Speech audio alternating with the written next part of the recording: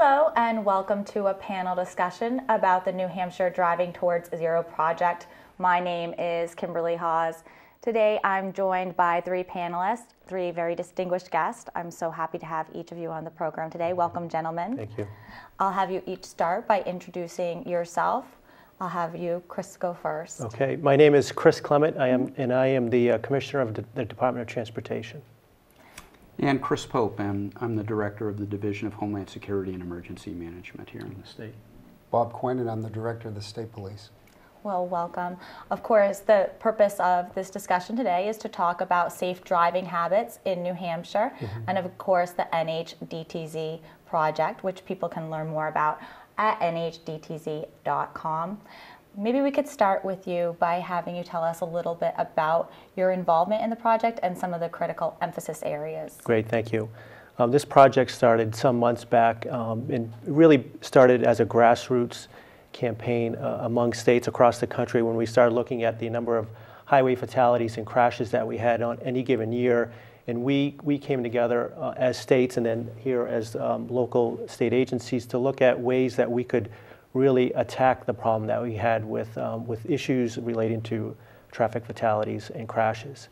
So this was probably a year or so ago, and then over the last 6 to 8 months, New Hampshire, with the collaboration of other state agencies like the Department of Safety, Health and Human Services, DOT, of course, the Department of Education, have looked at the statistical data, that involve these accidents to look at ways that we could again attack the problem. And really, you mentioned the 9 critical emphasis areas. There were 9 areas that we found where the accidents were happening, and they were impaired driving, distracted driving, that was one, speeding, adolescent drivers, that's an area that we're looking at, older drivers, crash locations, for example, that's an engineering part of what we're looking at, motorcycles, and then looking at vulnerability of roadway users. Those were some of the areas. So when you look at those 9 critical emphasis areas, then we came with 4 awareness areas that kind of goes at them as well, and that's education, enforcement, emergency management, and engineering. So those are the 4 areas that we're looking at in terms of trying to, again, look at the crashes and fatalities in driving towards zero. And that's very important connotation you make. You call them crashes, not accidents. Why is that? Well, I think that and Colonel Quinn can jump in as well. I think that they are accidents, but they're preventable. Not all of them are preventable, but majority of them are preventable in terms of when you break down the data and you look at it, when you look at the analysis and you start to plot it out, and these 9 emphasis areas that come up kind of drop into those buckets. You can see that in distracted driving, for example, we see there's a big spike in terms of distracted drivers. More and more people are using their cell phone or their smartphone to either text or write emails while they're driving. That's obviously not a good thing to do. And nationwide, that's a big problem. And U.S. Secretary of Transportation Ray LaHood, that's one of his key areas at the federal level in order to put funding and resources behind distracted driving and counter that problem. Absolutely. Now, what is the overall goal of the New Hampshire Driving Towards Zero project? Well, the overall goal is to take our highway fatality and crashes and bring it from an average of around 100 fatalities per year down to 0. I mean, that's ultimately the goal because one death is too many, certainly. But over the next 20 years or so, we want to cut that number, the highway fatality number, in half by 2030. My agency, the Department of Transportation, we're actually, from an engineering perspective, that's where we come in when we look at what are the things that we can do on the roadways to make roadways more safe. We're actually trying to be more aggressive, whether it's putting more roundabouts out there in the state because they kind of calm traffic and slow traffic down. Adding more rumble strips to either the median or off to the sides of the roads, that's helping, and we've received a lot of good input from the state police, coming to DOT, and that's again where the collaboration between the state departments comes together. Putting more rumble strips out there, that's also a help as well. So, the engineering standpoint is very important. Of course, the other 4 areas are education, enforcement, and emergency management services. Now, maybe we could have you, Bob, and you, Chris, join us in this conversation. Maybe you could give us a perspective of what your agencies are doing to help with this project. Sure. I'll just start quickly by saying emergency management as a discipline is about coordinating various groups to solve a particular issue, and a safety issue or a response issue. And you know, traffic fatalities is a huge problem. Probably aren't too many people listening to this program that have not had a family member impacted significantly by a highway fatality or critical injury, and my own family included. So big problems require teams of people to respond to them and to say, look, we're not going to accept the status quo anymore. You know, we want to make some changes. We want to prevent other people's lives from being permanently impacted. And it's not just DOT that can do it under Commissioner Clement's leadership, or state police under Colonel Quinn's leadership, 2 of the best state leaders we have in New Hampshire. It really requires all of us working together to make this happen. So that's where we come in. And then the third thing I would just say is it starts with leadership. You know, I'd be the first to admit that, you know, when texting first came into the workplace, I'd be the first one driving down the road texting. Mm-hmm. And it doesn't take too long to realize, when you look at the data or you know somebody's been impacted, that's just not acceptable behavior, really, under any circumstances. So it's something that we need to change. It should start with the leadership. Absolutely. Bob, maybe you can join. Yes, thanks, Kim. Just to expand on some of the things Commissioner Clement said, I think it's important for your viewers to understand we are looking at data to help people stay alive. And what I mean by that is this. We're looking at data now and we can see, and almost in real time, where are people crashing, what time, and why. And the reason we're doing that is so that we can react and deploy resources, whether it's Chris's team on an engineering standpoint, on my team on resources for higher patrol coverage or visibility. But a lot of this is an easy fix if we can get the voluntary compliance of the people that travel on the roads. And the big 3 on our crashes are impairment, mm-hmm.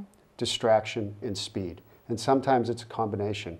And I'm going to throw a few numbers at you. In 2010, we had 120 traffic fatalities, fatal crashes that resulted in 128 victims, 128 deaths. 2011, we saw a dramatic decrease, 84 crashes resulting in 90 deaths. And now where we're at today in 2012, we're at 85 crashes, 92. So we are looking at this daily. I have a team, Commissioner Clement has a team, we're looking at it. When a crash occurs, we're now going to after action. Why did it happen? What can we do? But I think we are focused, we're passionate, and we're trying to do whatever we can. But the answer to that is this. The people who travel on the roadways, whether they're going to work, vacationing, if they would just obey the speed limit, not drive impaired, whether it's drugs or alcohol, stay focused, not be distracted. Yeah. What does that mean? When you get in the car to travel, drive. Put 2 hands on the steering wheel, pay attention, and stay focused. And if we did that, if we didn't fall too close, we could reduce a number of these crashes. And as Commissioner Clement said, a crash is just that. It can be prevented. These are all behavioral issues. That's right. A moose stepping out on the roadway in the middle of the night, unlit, pitch black, sometimes that can't be prevented. A tree limb that falls down that you can't prevent. But the majority of these can be prevented. Seatbelts, if you look at the average, 71% of these fatal victims were not seatbelted. However, we see that 75%, our statistics are complying. Residents are wearing their seatbelt. But again, you have to pay attention to that. 71% of these victims did not have a seatbelt on. So seatbelts play a big part in this. So our message today is we ask that you just do not enter your car, do not drive impaired. Obey the speed limit, pay attention, don't fall too close, don't be distracted, be a courteous driver. Because I don't think anybody wants to experience losing a loved one. They don't want to experience getting a traffic ticket, higher insurance rates, having your car put in a body shop. But all these things could happen if you do that. What are we doing? The holiday season's coming up, and we have been meeting, we're paying attention to this, and we're looking at these numbers start to spike. Between the middle of August and September, we experienced 26 fatal crashes. Why? Where were they happening? What was the cause of it? And we still don't have all the answers. So what we're doing now, between now and the end of the year, what we're trying to do, we're going to put a major push out there on enforcement. And we're telling the public, we're going to be out there. We're going to be out there at night, at the times when the impaired drivers are out there. We're going to be paying attention to the morning commute and the evening commute. Mm-hmm. We're looking at the traffic. We can tell you the areas in the state where we're having the most crashes and why. Mm-hmm. We see higher speeds in areas of 89 where it's a straight, flat roadway. We see following too close be the causal factor down in the Salem, Manchester area where traffic's more congested. And again, the impaired drivers, they can strike anywhere at any time of the day. One thing I did want to share with you is one of the challenges we have are drug drivers now. Mm-hmm. And what we've done in the past year and a half is we've put a big effort in our DRE program, Drug Recognition Expert. So what that is if one of the troopers or a local officer stops somebody who's under the influence of alcohol, that may present in a different manner. The odor, the breath, the intoxication. And we have a breath test that we can do on them. Now, somebody that's taking too many prescription drugs may present different, and so we need more highly trained and skilled officers to deal with that. We have those. And our DRE, our drug recognition experts, have been making arrests at 9 in the morning, 8:30 in the morning. Mm-hmm. So my message to those who are taking prescription drugs, who are under a doctor's care, to make sure you speak to your doctors, you talk to your doctors, and make sure when you get behind that wheel, you're not impaired, because we're seeing that more often. So that's a big challenge we have, and I think it's something important to note here today. My troopers are committed, they're passionate. Nobody wants to cover a fatal crash. Nobody wants to have to knock on somebody's door and deliver that message to a family. It's a very hard thing to do, and I praise Commissioner Clement and Director Pope for being a good partner in this, but there's no better cause than driving towards zero deaths. I would totally agree, and you bring up a number of very important points. I'd like to break down some of them, particularly when it comes to driving under the influences being one of the major causes behind crashes. You mentioned drug driving, which is people under the care of a doctor, like you said, taking their prescription pills, and they may not even realize it's going to alter their ability to drive. Also driving under the influence of other drugs and alcohol. People have to be very careful, of course, during the holidays. What are some of the different things that you folks are doing as far as education behind those topics? Well, I think today is part of that. This is the education, getting the word out that the driving towards zero deaths in New Hampshire is very important, and that you see, 3 major state departments here to that effort. So certainly that's part of it. We have a New Hampshire Highway Safety Plan that we just recently completed at DOT, including the Department of Safety. That's also part of it. We have our partner WeDo that's out in the media in multiple forums talking about the need to drive towards zero deaths. So that's all part of it as well. I think Colonel Quinn mentioned that his agency and he's aggressively going after people either drug driving or driving impaired, and we're using our message boards out on the highways, letting people know that we're out there watching you, and if you're doing that, you will be caught. So those are some areas. I think the other thing too is it's a leadership issue. Mm-hmm. It's an attitude issue, and when we look at some of the improvements that we've seen in reductions of drinking and driving crashes and fatalities, and the impact, parents can really have an impact on negative outcomes, and by that I mean is it's not we know if parents are telling their kids that it's not okay to drink and drive, and they're paying attention to that, they can do the same thing when it comes to texting. We now know that texting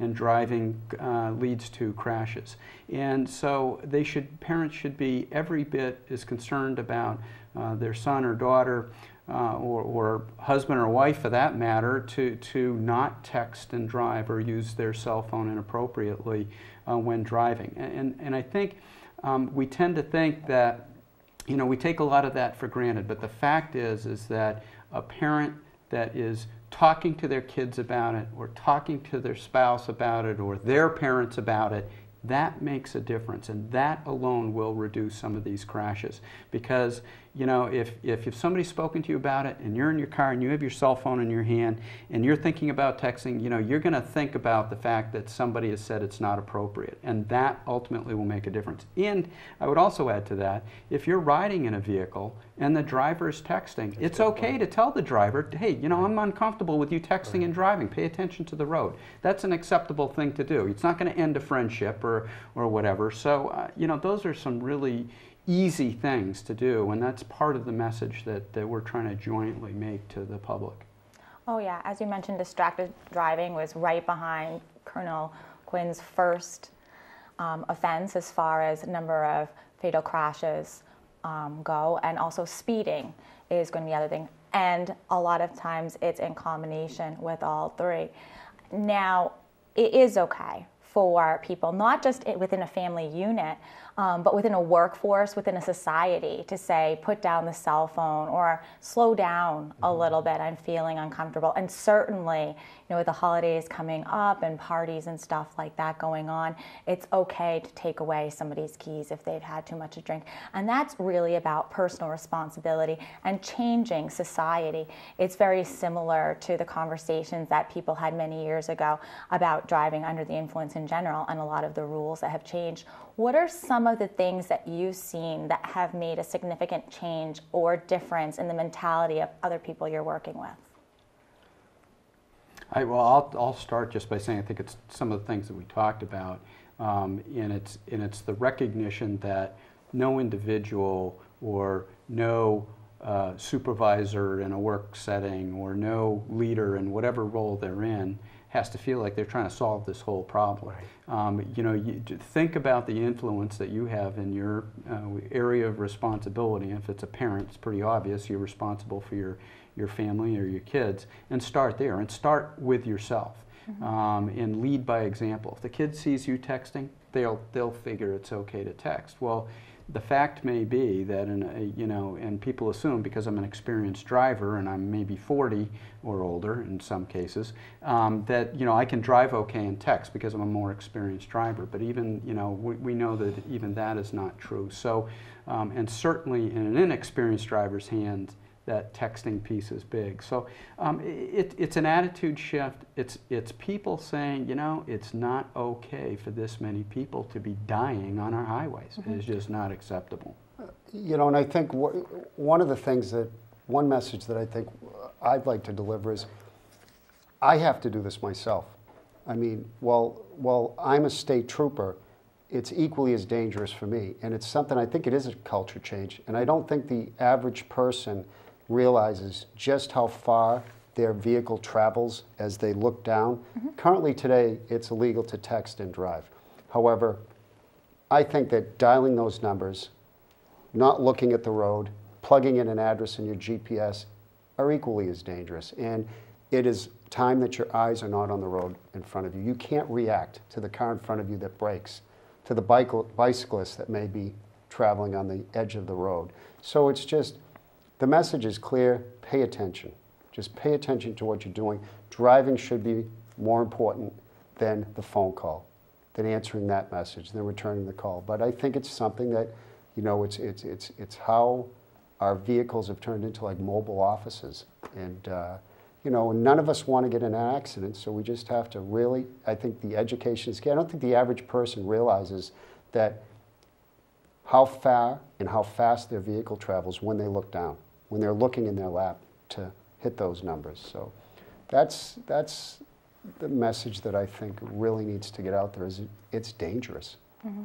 And it's so important that we're actively driving. I find, just like you said, a lot of times people presume their cars are mobile offices now because we have the technology to really do that, and they're not. They're not. Driving is an activity that requires attention, it requires your coordination, right. It requires all of your thinking. You have to be looking in your mirrors to see other cars on the road and behind you and around you. It's so important that we put down those phones. And if somebody calls you or texts you and you know they're driving, it's okay to say, I'm going to get off the phone now. A lot of times I deal with people and they're trying to do something in their mobile office on lunch or between appointments and things like that. And I actually tell them, I say, you know what, why don't you give me a call when you get to where you're going? And a lot of times people are kind of startled by it, but then afterwards they thank me because it's a reminder that they need to be safe on the road and actively driving. Now, of course, the health is the most important thing. The health and safety of our communities is the most important thing behind this project and reducing the number of deaths. But what are some of the other factors that go into it, like the economic costs of distracted driving or impaired driving? Could anybody speak to that? Well, I think clearly, you know, you're talking about something where it's a tip of the iceberg scenario. The most important thing is life, and so preventing deaths and injury needs to always, for us, be our #1 goal. But as you mentioned, there are the secondary and tertiary impacts that people don't think about, and those can be, you know, serious issues such as a loss of a family member can impact another family or multiple family members' ability to perform in school, to perform in work, to exist, to be happy, all of those things. But there are other, you know, there's hundreds of other consequences. You know, an accident on a highway, you know, it may seem petty, but an accident on a highway may prevent 1,000 people from getting to work on time. An accident on a highway, you know, may cause other consequences. An ambulance may not be able to get to another call or something like that. So, I mean, the secondary and tertiary consequences are all over the place. I'm not aware of anybody that's put a hard number on what that actually is from a dollar perspective. It's billions of dollars. To be exact, in the last 5 years, that number was $8.65 billion just in New Hampshire. That's not counting the loss of life, because the loss of life is obviously priceless. So, one of the points, Kimberley, I think the public. I think we've done a very good job educating the public, and I don't think there's any of your viewers that wouldn't agree that drunk driving is dangerous. Drunk driving kills. So I think we've delivered that messages. People know there are going to be roadblocks and sobriety checkpoints, and I think we've done a good job. I go out on many of the sobriety checkpoints, and if we stop 800 vehicles and make 10 arrests, we come across, you know, hundreds and hundreds of vehicles that have a designated driver, and we understand, we know this could happen. So the message is getting out there. I think the message that has to get out there, what we're missing, is now, today, with the technology, with the different mobile devices, I don't think that your viewers understand just how dangerous their actions are in the car. They may understand, I won't drink and drive, but when you are on the phone, when you're in the process of a cell phone, your cognitive skills, your cognitive driving puts you at the equivalent of, I believe it's a 0.07 BAC. So you are not in the game when you are not paying attention. And I think people think they are, but they're not. So that's the key message here. When you look at the numbers, distraction is causing death. Distraction is not only texting, it's not paying attention. You're distracted. Maybe you're looking in the back. Maybe you're reaching for something, putting makeup on, eating, reaching over to get your lunch out, programming in you need to stay focused on the road. And that's one thing that will reduce loss of life. Yeah, no doubt. What we're dealing with here is really an adaptive change, if you will. And part of this education program, this outreach, is we're going to high schools and colleges to get input from students in terms of how do we really go after or attack this problem with distracted driving. And, you know, as the months and weeks come in the future, we'll have that input from those young individuals to say, you know, this is how you communicate with our generation. If you want to reduce the amount of distracted driving accidents, this is what you need to do. So we're reaching out to, you know, different demographics, if you will. So again, kids that are in high school, like I have 2 kids that are in high school. Talking to them, they look at these mobile devices much differently than we would in our generation. So that's, again, part of the education. And again, that goes back again, it ties back to the 9 emphasis areas, collecting the data from those crashes or accidents so we can then put that information in those discernible buckets and plot it out and start to look at, say, wow, we've seen a spike in distracted driving accidents or crashes over the last 2 months or 3 months, and what do we need to do to combat that? And then break that data down even more, say, wow, out of that population of information that we have, let's say a high percentage of that was with people between the ages of 16 and 26. And they say, okay, what do you do? How do you attack that problem and reduce that amount from there? That's part of the education piece. Well, let's bring that demographic between 18 and 26 into the issue and let them help us solve the problem. So that's just one part of this distracted driving piece. Colonel Quinn talked about the drug driving and the drunk driving and what we've been doing for many decades on that front, for example. Yeah. And on the drug driving, I think it's important to let your viewers know, come January 1st, 2013, the new drunk driving law kicks in. What that means, the change is this. The previous law was driving under the influence of an intoxicating liquor, alcohol, or a controlled drug. The problem we were seeing was there are many, many, many non-controlled drugs. Right. Mm-hmm. So if somebody took one of those non-controlled drugs, was nodding off, got in a crash, it wasn't controlled. We couldn't bring the charge of driving under the influence. So now the new drug, the new law, it is impaired. So what the public needs to know is if you're impaired, although you may have just one drink and think, I'm okay, but I'm taking this drug or that drug, you're impaired. So the key is you cannot drive impaired, which is, I think we all agree, we don't want any impaired drivers on the road because they can cause a fatal crash. So I think moving forward, that's another key piece, part of our education, is to really educate the public as to let them know you may be impaired, you may be arrested, you may be prosecuted, you may potentially lose your license because you took that pill or this pill and had one drink, because you took that over-the-counter medication. Impairment is the key, and I think if impairment is causing deaths, then we have to eradicate impaired drivers off the roadways. It really is true. You can be impaired by even an over-the-counter drug. I mean, I know I'm very sensitive to things like Benadryl, even. And so if you're in the position where you're going to take something like that, stay off the road. Right. It's really that simple. It's really that easy. And it's common sense, which is something that I like to drive home. It's personal responsibility and common sense. If you're going down the road at 70 miles an hour, why do you need to talk on the phone and throw that monkey in the wrench into the whole situation? Like, you don't really necessarily need that sort of thing. And I would just urge people that if they are taking medications to speak to their doctors and ask them, could I become impaired? Is it safe for me to drive with this? Point. And just, err on the side of caution, because if you get behind the wheel and we observe erratic driving and we stop you and determine that you are under the influence, you are taking those drugs, you could become arrested.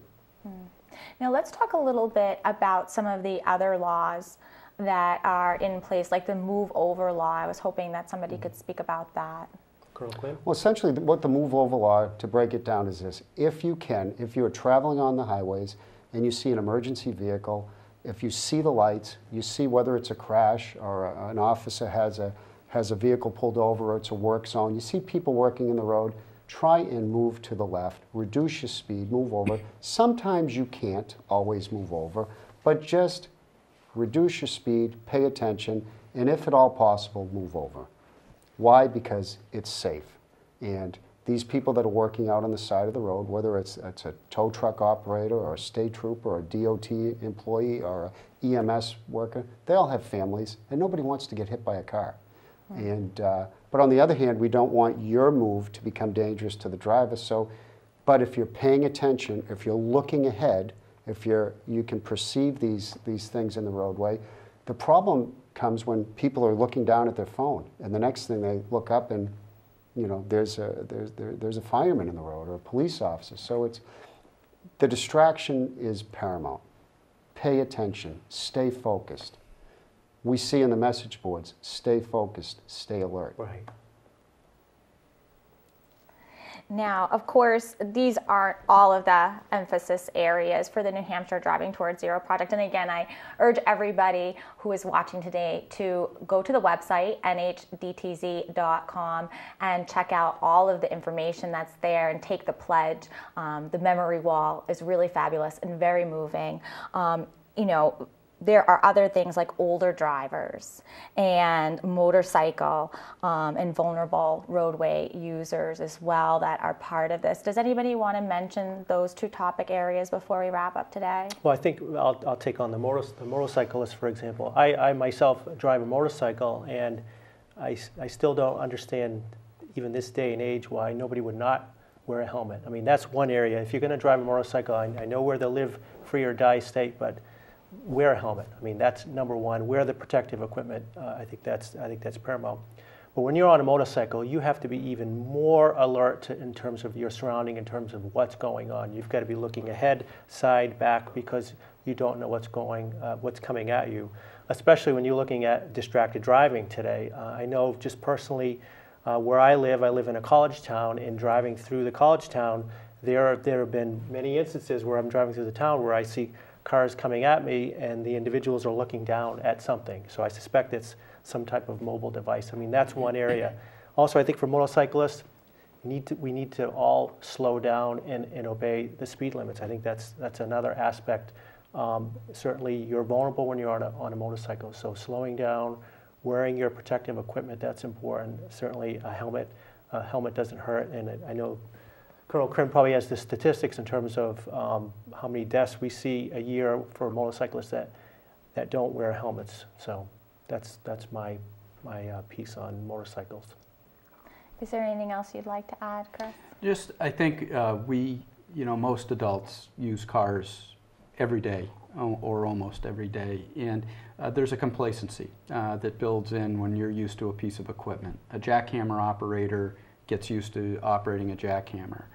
Police officers used to handling a firearm.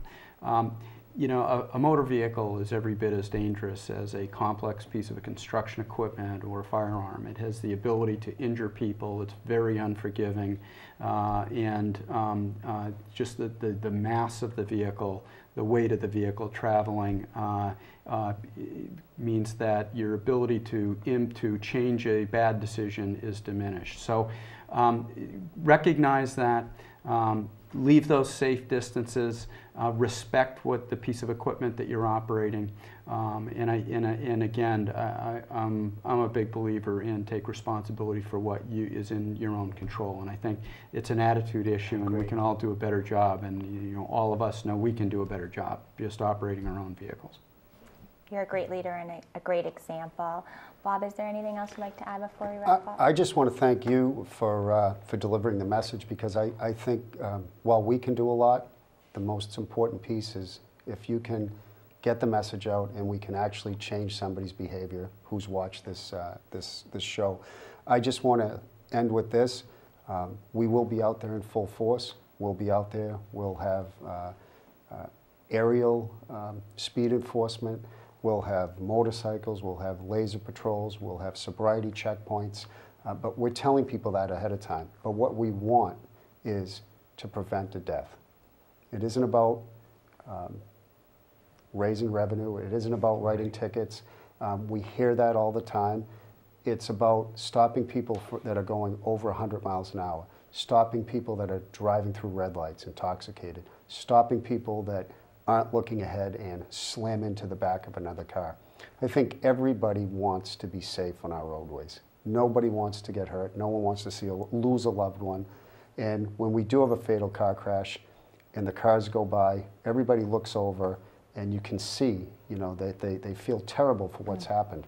And what we're trying to do, and we are passionate, and we're going to do our very best, is we're going to try and get this number down as low as we possibly can, with 0 being the goal. And we need the public. Absolutely, we need the public behind us. Yeah, and thank you, gentlemen, and a special thank you to the New Hampshire State Police for protecting all of us on the roadway. It's not just about enforcement, it's about protecting all of us and our families and our loved ones. And my last thanks is to the troopers that are out there doing it, because they're working 24/7. They're out there late at night, and it is a tough job. it is, and we certainly respect and appreciate all of you. And thank you so much for spending some time with us today. All of you at home, I really appreciate you watching this program. Please make sure to take the pledge and read over the memory wall and some of the great data that's been put together for this website. Once again, my name is Kimberley Haas. Have a great day.